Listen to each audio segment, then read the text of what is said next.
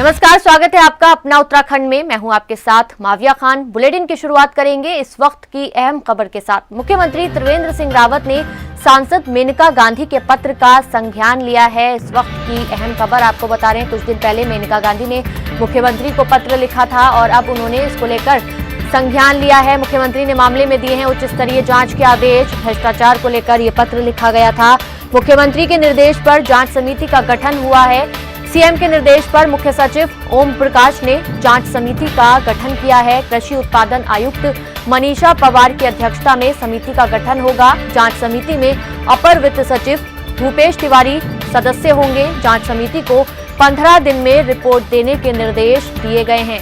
आपको बता दें कि सांसद मेनका गांधी ने मुख्यमंत्री को पत्र लिखकर पशुपालन सचिव आर मीनाक्षी सुंदरम और भेड़ एवं ऊन विकास बोर्ड के सीईओ पर भ्रष्टाचार के आरोप लगाए थे और अब उसी पत्र का संज्ञान लेते हुए मुख्यमंत्री ने भी उसका जवाब दिया है। समिति का गठन किया गया है। उच्च स्तरीय जांच के आदेश दे दिए गए हैं मुख्यमंत्री की ओर से। कुछ लोग बाहर से आए और वो संक्रमित पाए गए।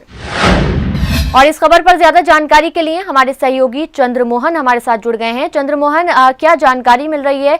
अब मेनका गांधी के पत्र पर संज्ञान ले लिया है मुख्यमंत्री त्रिवेंद्र सिंह रावत ने, तो जरा विस्तार से बताइए पूरा मामला क्या था, क्यों इतना चिड़ी हुई दिखाई दे रही है मेनका गांधी और अब आगे क्या कुछ कार्रवाई की जाएगी इस मामले को लेकर?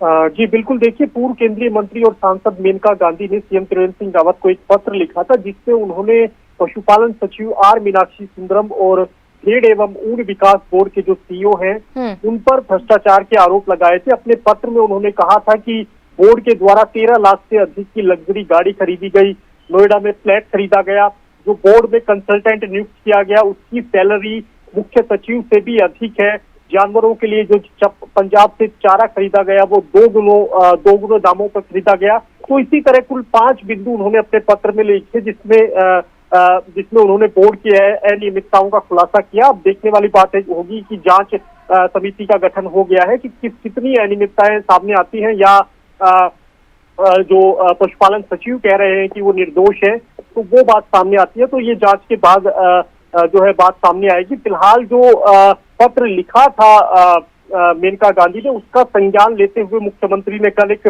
जांच समिति का गठन किया है। मुख्य सचिव ने जो है उच्च स्तरीय सीएम के निर्देश पर उच्च स्तरीय जांच समिति का गठन किया है जिसकी अध्यक्षता कृषि उत्पादक आयुक्त मीनाक्षी पवार करेंगी। इसके अलावा अपर वित्त सचिव भी उसमें सदस्य होंगे और 15 दिन के अंदर इनको जांच रिपोर्ट पेश करनी होगी। तो अब देखने वाली बात होगी कि किस तरह से जांच में क्या खुलासा होता है। हालांकि जो पत्र लिखा गया था मेनका गांधी द्वारा उसमें सीबीआई या ईडी द्वारा जांच की मांग की गई थी, लेकिन फिलहाल शासन स्तर पर ही एक उच्च स्तरीय जांच समिति का गठन किया गया है और इसकी जो जांच रिपोर्ट है वो 15 दिन के अंदर देनी होगी। इस तरह के निर्देश दिए गए हैं मुख्य सचिव द्वारा।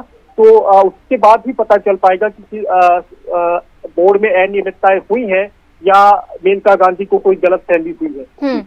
बिल्कुल चंद्रमोहन, और जिस तरीके से मेनका गांधी ने आवाज उठाई है तो जाहिर सी बात है कि जब एक सांसद इस तरीके से पत्र लिख रही हैं मुख्यमंत्री को और ये बात कह रही हैं कि जो भ्रष्टाचार है वो कई महकमों में देखने को मिल रहा है, तो ऐसे में जाहिर सी बात है कि कई और भी ऐसे विभाग हो सकते हैं, वहां भी कुछ ऐसा ही मामला हो सकता है हो रहा हो लेकिन अब तक संज्ञान में ना आया हो और अब मुख्यमंत्री ये माना जाए कि बाकी विभागों पर भी सतर्कता से नजर रखेंगे और अगर इस तरीके के कोई मामले पाए जाते हैं तो उस पर गंभीरता से आगे की कार्रवाई की जाएगी। जी बिल्कुल, देखिए, CM Trivendra Singh Rawat zero tolerance का नारा देते हैं और पिछले दिनों ही जो श्रम बोर्ड था उसमें गंभीर अनियमितताएं सामने आई थी, कई करोड़ों का मामला सामने आया था, उसकी जांच भी अभी चल रही है, उसका ऑडिट अभी चल रहा है। उसके बाद तुरंत बाद अब ये दूसरा मामला सामने आया है, भेड़ एवं ऊन विकास बोर्ड का मामला सामने आया है। इसमें तमाम जो अनियमितताएं मेनका गांधी द्वारा बताई गई है 7 बिंदु उन्होंने लिखे हैं अपने पत्र में। तो बिल्कुल इससे सरकार कहीं ना कहीं असहज जरूर होती है। जो जीरो टॉलरेंस का नारा सरकार देती है उस पर कितना कायम सरकार रहती है, इससे इन मामलों से इसका पता चलता है। लेकिन जो पशुपालन सचिव है वो फिलहाल खुद को निर्दोष बता रहे हैं और जो तमाम जो जिस आधार पर ये पत्र लिखा गया है उनको बिल्कुल निराधार पशुपालन सचिव ने बताया है। और 15 दिन के अंदर जब जांच रिपोर्ट आएगी उसके बाद पता चलेगा कि असल मुद्दा क्या है, अनियमितताएं सामने आती है या नहीं आती है और उससे जब जवाब मेनका गांधी को दिया जाएगा, जाहिर तौर पर उन्होंने ये मामला उठाया है, तो उनको एक बार बिल्कुल बताया जाएगा। जांच रिपोर्ट जो आएगी तो स्पष्ट उनके सामने भी किया जाएगा।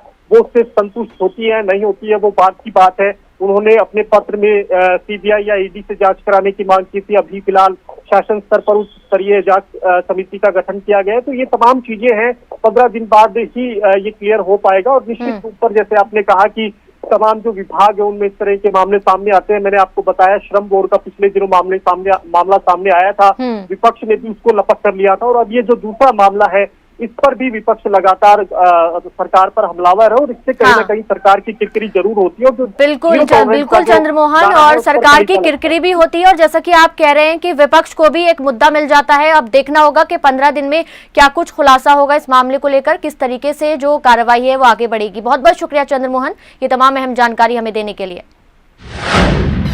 खबरों में बढ़ेंगे आगे, बात करेंगे अगली खबर की। हरिद्वार के 2 दिवसीय दौरे पर हैं मुख्यमंत्री त्रिवेंद्र सिंह रावत। कल औरंगाबाद में पतंजलि योग ग्राम में मुख्यमंत्री ने रात्रि विश्राम किया है। आज पतंजलि योगपीठ के निजी कार्यक्रम में शामिल होंगे मुख्यमंत्री त्रिवेंद्र सिंह रावत। तो औरंगाबाद के 2 दिनों के दौरे पर हैं उत्तराखंड के मुख्यमंत्री त्रिवेंद्र सिंह रावत। कल उन्होंने योग ग्राम में ही रात्रि विश्राम किया था। पतंजलि का ये योग ग्राम बताया जा रहा है। आज पतंजलि योगपीठ के निजी कार्यक्रम में शामिल होने जा रहे हैं मुख्यमंत्री त्रिवेंद्र सिंह रावत। ज्यादा जानकारी लेंगे हमारे ब्यूरो चीफ किशोर रावत से। किशोर रावत, किस तरीके का कार्यक्रम है आज? जिस तरह से बताया जा रहा है कि पतंजलि का जो कार्यालय है, जो स्थान है, वहां पे जो एक कार्यक्रम भी रखा गया है जिसमें मुख्यमंत्री मौजूद रहेंगे। क्या कुछ कार्यक्रम है और आगे क्या कार्यक्रम रहने वाला है मुख्यमंत्री का, जरा इस बारे में भी बताइए। देखिए, मुख्यमंत्री कल 3 बजे हरिद्वार की तरफ जो उनका कार्यक्रम लगे हुए थे उसमें गए थे। वहाँ पे उन्होंने अधिकारियों के साथ संभवतः जानकारी ली कि कुंभ की किस तरीके से तैयारी है। और आज दूसरा दिन है। मुख्यमंत्री आज पतंजलि योगपीठ के जो बाबा रामदेव का पतंजलि योगपीठ है वहाँ पर एक निजी कार्यक्रम में शामिल होंगे और संभवतः जो कुंभ की तैयारियों को लेके भी एक बार फिर से अधिकारियों से जानकारी लेंगे कि किस तरीके से काम है। और क्योंकि आज वहाँ पर मकर संक्रांति का स्नान है तो ऐसे में ये भी चीज़ देखेंगे कि आज जो स्नान हुआ है उसमें कितनी भीड़ आई है। और वो तमाम जो व्यवस्थाओं पर, जाहिर सी बात है कि व्यवस्थाओं पर जरूर सीएम वहाँ पे बातचीत करेंगे।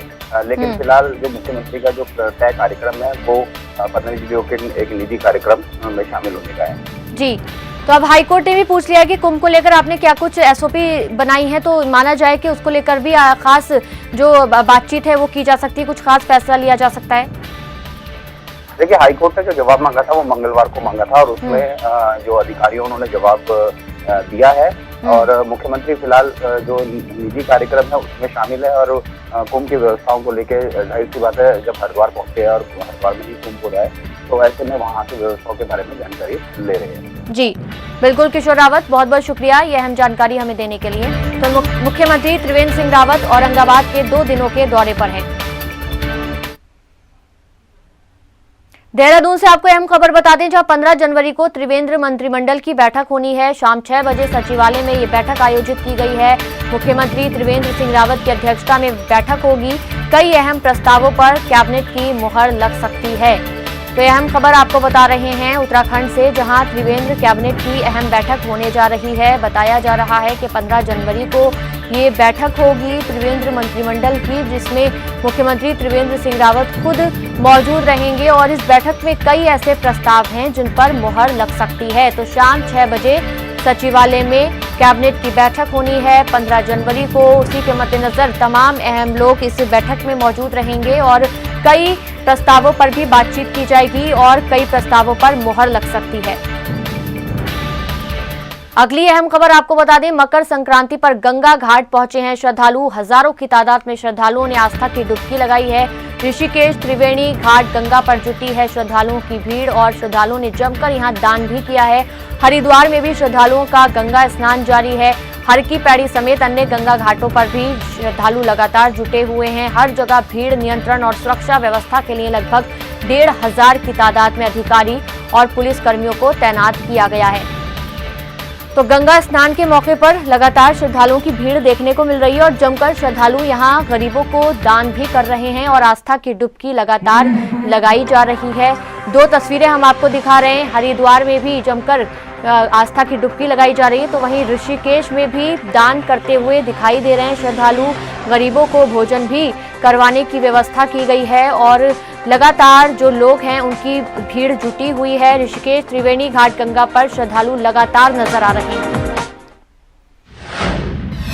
उत्तराखंड के बेरोजगार युवा युवतियों के लिए एक अच्छी खबर है। दरअसल सेवायोजन विभाग की तरफ से 21 जनवरी को रोजगार मेले का आयोजन देहरादून में किया जा रहा है। मेले में प्रतिभाग करने के लिए पहले रजिस्ट्रेशन करवाना जरूरी होगा। रजिस्ट्रेशन 14 से 19 जनवरी तक देहरादून सर्वे चौक के निकट स्थित सेवायोजन कार्यालय में होगा। क्षेत्रीय सेवायोजन अधिकारी ने बताया कि इस मेले में 5 नियोजक कंपनियां प्रतिभाग कर रही हैं, जो 80 पदों पर रोजगार के लिए बेरोजगारों का चयन करेंगी। इसके लिए 14 से 19 जनवरी तक सुबह 11 बजे से शाम 4 बजे तक किसी भी कार्य दिवस को कार्यालय में आकर पंजीकरण करवाना जरूरी होगा।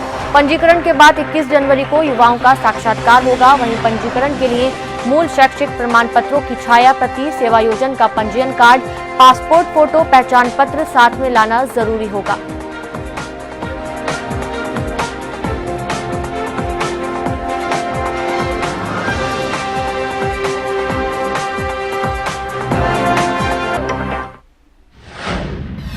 उत्तराखंड वासियों के लिए कोरोना वैक्सीन का इंतजार खत्म हो गया है। दरअसल कोरोना वैक्सीन की पहली खेप उत्तराखंड पहुंच चुकी है। देहरादून के सीएनओ कार्यालय में सभी वैक्सीनों को सुरक्षित रखा गया है। स्वास्थ्य सचिव अमित नेगी ने प्रेस कॉन्फ्रेंस में बताया कि 16 जनवरी से उत्तराखंड में टीकाकरण अभियान शुरू होगा। कोरोना की कुल 1,13,000 डोज राज्य को प्राप्त हो चुकी हैं। आज नजदीकी जिलों में ये सभी डोज पहुंचा दी जाएंगी। इसके साथ ही उन्होंने बताया कि उत्तराखंड राज्य वैक्सीनेशन के लिए पूरी तरह से तैयार है। हर एक व्यक्ति को 2 डोज लगाई जाएंगी। उत्तराखंड स्वास्थ्य सचिव अमित नेगी से हमारे संवाददाता ने खास बातचीत की। गवर्नमेंट ऑफ इंडिया ने ही डिस्ट्रीब्यूट करा। हमारे साथ उत्तराखंड के स्वास्थ्य सचिव अमित नेगी जी मौजूद हैं। वैक्सीनेशन होना है 16 तारीख से, इसको लेकर बातचीत करेंगे। सर, किस तरह से पूरी प्रक्रिया होगी, कितनी वैक्सीन आपको मिली है? हमें गवर्नमेंट ऑफ इंडिया से करीब 1,13,000 वैक्सीन प्राप्त हुई हैं और इसका हमें गवर्नमेंट ऑफ इंडिया से डिस्ट्रीब्यूशन भी जनपदवार प्राप्त हो गया है। हमारे पास वैक्सीन हमारे स्टोर में जो स्टेट वैक्सीन स्टोरेज सेंटर है वहाँ पर हमारे पास पहुँच गई हैं। इसके तत्पश्चात हम लोग जो रीजनल वैक्सीनेशन सेंटर्स हैं उनको वैक्सीन को डिस्पैच करेंगे और फिर बेस्ड ऑन कि किन सेशन साइट्स पर कितनी वैक्सीन लग रही है इनको जनपदवार जो हमारी विभिन्न इकाइयाँ हैं वहाँ भेजा जाएगा। सर, लगभग कितने सेंटर्स तैयार कर लिए गए हैं और कितने दिन में वैक्सीनेशन प्रक्रिया को पूरा कर लिया जाएगा, क्या लगता है? हमारे नंबर ऑफ वैक्सीनेशन सेंटर्स तो हमने काफ़ी ज़्यादा तैयार कर लिया, ऑलमोस्ट 300 से ऊपर तैयार कर लिए। लेकिन प्रॉब्ली जो number of vaccination session sites हम लोग चलाएंगे वो नंबर शायद कम होगा। जैसे कि हमने आपको वीडियो कॉन्फ्रेंसिंग में अभी प्रेस वार्ता में बताया कि 41 वैक्सीनेशन साइट भारत सरकार के द्वारा कहा गया है कि हम 16 को चलाएंगे और उसके बाद भी फिर उसको हम कंटिन्यू करेंगे। सर, अच्छा, इसमें ये है कि दूसरे चरण की वैक्सीन आएगी, उसको भी लगना अनिवार्य है। तो अभी आपके पास टोटल डोज जो आए हुए हैं तो लगभग कितने लोगों को टारगेट किया जा रहा है? हम मोटा अभी 50,000 हेल्थ केयर वर्कर्स को टारगेट कर रहे हैं बिकॉज हमें 50% गवर्नमेंट ऑफ इंडिया के द्वारा कहा गया कि किसी भी पर्सन को वैक्सीनेशन का पूरा प्रोसेस कंप्लीट होना चाहिए एंड चूंकि 2 डोसेज लगनी है तो 50% ही हम लोग अभी टेकअप कर रहे हैं एंड शीघ्र ही भारत सरकार के द्वारा कहा गया कि सेकंड खेप की वैक्सीन भी हमें जल्दी मिलेगी। धन्यवाद सर। हमारे साथ बातचीत कर रहे थे अमित नेगी साहब, जिन्होंने कहा कि बहुत जल्दी यानी 16 तारीख से वैक्सीनेशन कार्यक्रम शुरू होगा और इस वैक्सीनेशन कार्यक्रम में सबसे पहले हेल्थ वर्कर्स को जगह दी जाएगी। हिंदी खबर के लिए देहरादून से अजस्त्र पीयूष शुक्ला। रुक करेंगे अगली खबर का। उत्तराखंड में बुधवार को 209 नए कोरोना संक्रमित मरीजों की पुष्टि हुई है। राज्य में कोरोना मरीजों की तादाद 94,000 के पार पहुंच गई है। राज्य में अब तक 94,170 संक्रमित मरीजों की पुष्टि हो चुकी है। उत्तराखंड में बुधवार को 279 कोरोना संक्रमित मरीज स्वस्थ भी हुए हैं। राज्य में अब तक 88,761 संक्रमित मरीज स्वस्थ हो चुके हैं और उत्तराखंड में फिलहाल कोरोना के कुल 2,552 एक्टिव केस हैं। राज्य में बुधवार को 4 कोरोना संक्रमित मरीजों की मौत भी हुई है। तो लगातार फिलहाल जो आंकड़ा है कोरोना का वो बढ़ता हुआ दिखाई दे रहा है। 289 कोरोना संक्रमित मरीज स्वस्थ हुए हैं बुधवार को। वहीं अगर कुल मामलों की बात की जाए तो ये आंकड़ा 94,000 को पार कर गया है और अब तक 88,761 लोग ऐसे हैं जो कि कोरोना को मात देकर स्वस्थ हो चुके हैं। तो देखिए, मौतों का सिलसिला भी अभी थमा नहीं है, लगातार नए नए मामले सामने आ रहे हैं। तो ऐसे में बहुत जरूरी हो जाता है कि जो कुछ भी दिशा निर्देश है उनका पालन किया जाए। उत्तराखंड में हरिद्वार महाकुंभ की तैयारियों पर छिड़ी तकरार थमने का नाम नहीं ले रही है। महाकुंभ की तैयारियों में हो रही लेट लतीफी को लेकर विपक्षी कांग्रेस ने तो पहले से ही सरकार पर सवालों की बौछार कर रखी है और अब हाईकोर्ट ने भी सरकार को तगड़ी फटकार लगा दी है। आपको बता दें कि राज्य सरकार पिछले लंबे वक्त से कुंभ की तैयारियों में जुटी हुई है, लेकिन कुंभ की व्यवस्थाएं दुरुस्त नहीं कर पा रही, जिसकी वजह से विपक्ष के वार के साथ साथ सरकार को हाईकोर्ट की फटकार भी अब झेलनी पड़ रही है। रिपोर्ट देखिए। उत्तराखंड में महाकुंभ की तैयारियों पर तकरार, कांग्रेस के निशाने पर आई उत्तराखंड सरकार। हाई कोर्ट ने भी लगाई त्रिवेंद्र सरकार को फटकार। कोर्ट में तलब हुए हेल्थ सचिव और डीएम हरिद्वार। मकर संक्रांति यानी गुरुवार को हरिद्वार कुंभ का पहला पर्व स्नान होगा, लेकिन महाकुंभ की तैयारियों को लेकर त्रिवेंद्र सरकार पर सवालों की बौछार लगातार जारी है। विपक्षी दल कांग्रेस तो सवाल उठा ही रहा है, अब हाई कोर्ट से भी त्रिवेंद्र सरकार को तगड़ी फटकार लग गई। सोमवार को नैनीताल हाई कोर्ट ने मुख्य सचिव, स्वास्थ्य सचिव, मेला अधिकारी और हरिद्वार के डीएम को कोर्ट में पेश होने के निर्देश दिए थे। बुधवार को भी हाई कोर्ट ने सुनवाई के दौरान हरिद्वार महाकुंभ में इंतजाम को लेकर नाराजगी जताई गई। कोर्ट ने जिला जज हरिद्वार को हरिद्वार व ऋषिकेश के अस्पतालों में उपलब्ध बेड, वेंटिलेटर, आईसीयू उपकरण, स्टाफ आदि का ब्यौरा जुटाकर 21 फरवरी तक अदालत में पेश करने के निर्देश दिए हैं, ताकि राज्य सरकार के दावों की हकीकत पता चल सके। अदालत ने राज्य सरकार से कहा है कि वो जल्द से जल्द केंद्र सरकार की तरफ से मांगी गई सूचना उपलब्ध करवाए, ताकि महाकुंभ को लेकर एसओपी जारी हो सके। कोर्ट ने महाधिवक्ता की ओर से आदेश के अनुपालन में की गई कार्रवाई की रिपोर्ट भी 15 फरवरी से पहले दाखिल करने को कहा है। मामले की अगली सुनवाई 22 फरवरी को होगी और मुख्य सचिव समेत अन्य अधिकारियों को उस दिन भी उपस्थित रहने के निर्देश दिए गए हैं। साफ है कि हाईकोर्ट द्वारा इस तरह मुख्य सचिव और अन्य आला अधिकारियों को तलब करना कुंभ की व्यवस्थाओं पर गंभीर सवाल खड़े करता है। वहीं सत्ताधारी दल अपनी सरकार को कवर अप करता दिखाई दे रहा है। माननीय उच्च न्यायालय का अपने काम करने का तरीका है और अगर कोई निर्देश दे रहे हैं तो हम जो है उसका पालन भी करते हैं, इसमें कोई दो राय नहीं है। कुंभ का जो आयोजन है निश्चित तौर पर एक बहुत बड़ा आयोजन है, जिसमें एक और करोड़ों जो श्रद्धालु हैं उनकी आस्था जुड़ी हुई है और वहीं सरकार को अपनी जिम्मेदारी का भी एहसास है कि वह लोगों के जीवन की रक्षा करे और शायद माननीय उच्च न्यायालय के सामने भी ये सवाल होंगे।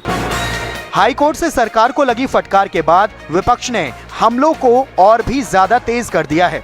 कांग्रेस कुंभ के आयोजन के लिए पर्याप्त धनराशि न उपलब्ध कराने का आरोप लगा रही है।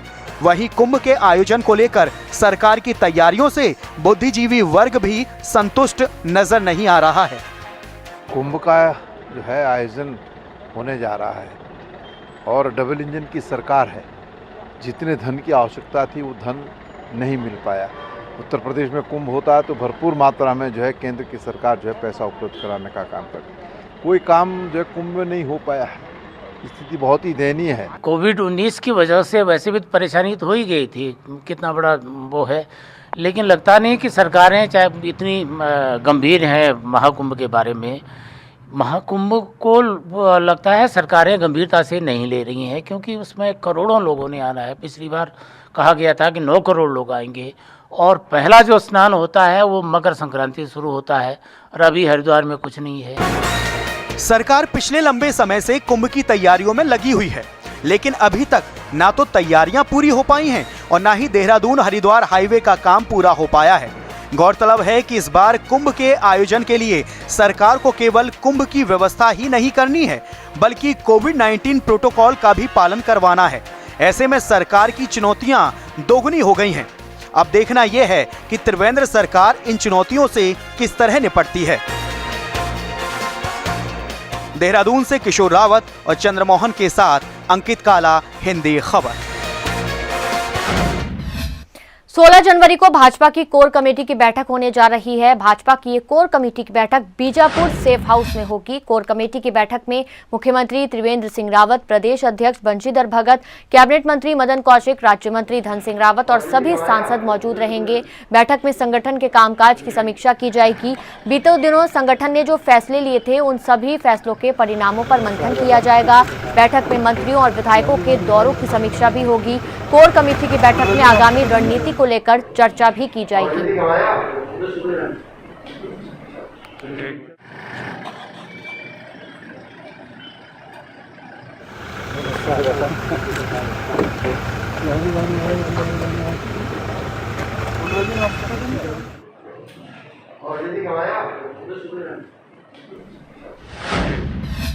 उत्तराखंड के पर्यटन मंत्री सतपाल महाराज अपने भ्रमण के दौरान काशीपुर पहुंचे, जहां उन्होंने काशीपुर के विकासखंड परिसर में लघु सिंचाई विभाग के अंतर्गत उपखंड कार्यालय काशीपुर के निर्मित आवासीय भवन और करोड़ों की लागत की नाबार्ड वित्त पोषित योजनाओं के निर्माण कार्यों का लोकार्पण किया।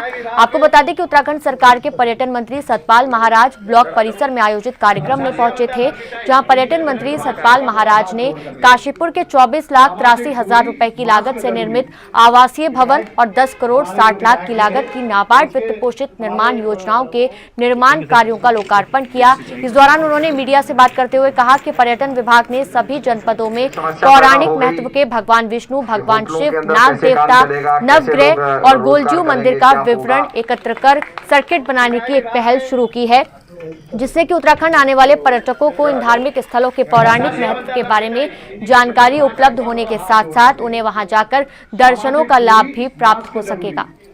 विधायक हमारे जो विधायक जी थे तो उसके हमारे ठीक है, थैंक यू सर। एक सिंचाई उच्च शिक्षा और सहकारिता मंत्री धन सिंह रावत की अध्यक्षता में एनपीए वसूली करने को लेकर बकायेदारों के साथ जरूरी बैठक बुलाई गई। बैठक में उच्च शिक्षा मंत्री धन सिंह रावत ने साफ शब्दों में अल्टीमेटम दिया। मंत्री ने कहा कि बकायेदारों को इसी महीने से एनपीए से बाहर आने के लिए अभी से किस्त जमा करनी होगी। आपको बता दें, बकाया ऋण वसूली अभियान के अंतर्गत अब तक प्रदेश भर के 20 बड़े बकायेदारों से 76 करोड़ रुपए की वसूली की गई। मार्च महीने तक बकाया ऋण का 60% वसूली का लक्ष्य निर्धारित किया गया है। अभियान किसी किसान के खिलाफ नहीं है, बल्कि बड़े 20 बकायेदारों के खिलाफ है, जिन्होंने 50 लाख से ज्यादा का ऋण लेकर अपना खाता एनपीए कर दिया है। अगर इन्होंने 10 मार्च तक अपना बकाया ऋण जमा नहीं किया तो इनके खिलाफ बड़ी कानूनी कार्रवाई की जाएगी। प्रेस मैं अभी नीचे बता दूं मैं आपको। तो अहम खबर, एनपीए वसूली करने को लेकर बकायेदारों के साथ मंथन किया गया। इस बैठक में उच्च शिक्षा मंत्री भी इस बैठक में मौजूद रहे। नए कृषि कानूनों के विरोध में कांग्रेस 15 जनवरी को देहरादून में राजभवन का घेराव करेगी। कार्यक्रम को सफल बनाने के लिए कांग्रेस मुख्यालय देहरादून में इंटेक कांग्रेस की बैठक आयोजित की गई, जिसमें कांग्रेस के पदाधिकारी और कार्यकर्ता मौजूद रहे। इंटेक कांग्रेस के अध्यक्ष हीरा सिंह बिष्ट की अध्यक्षता में हुई बैठक में किसानों के मुद्दे पर सरकार को घेरने की रणनीति पर मंथन किया गया। बैठक समापन के बाद हीरा सिंह बिष्ट ने पत्रकारों से बातचीत में केंद्र सरकार पर जमकर हमला बोलते हुए कहा कि नए कृषि कानून किसानों के विरोध में है। कृषि कानूनों को वापस लेने की मांग को लेकर राजभवन का घेराव किया जाएगा। साथ ही 18 जनवरी को किसान आंदोलन के समर्थन में कैंडल मार्च भी निकाला जाएगा। और इसी के साथ इस बुलेटिन में फिलहाल इतना ही, लेकिन हिंदी खबर पर खबरों का सिलसिला लगातार जारी है। नमस्कार।